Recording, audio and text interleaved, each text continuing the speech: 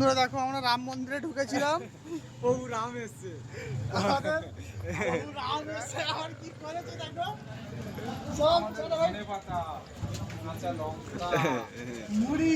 প্রভু রামের শিষ্য। প্রভু রামের শিষ্য।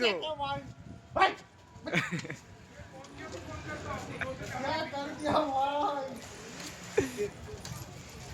প্রভু রামজি এসেছিল।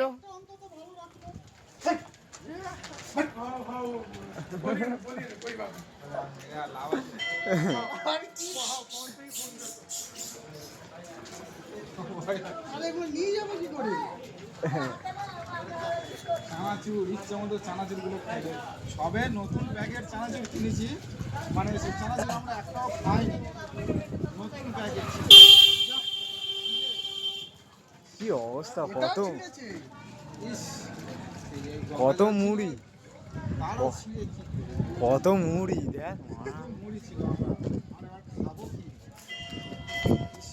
খাবো কি বন্ধুরা, এবারে অবস্থা দেখো।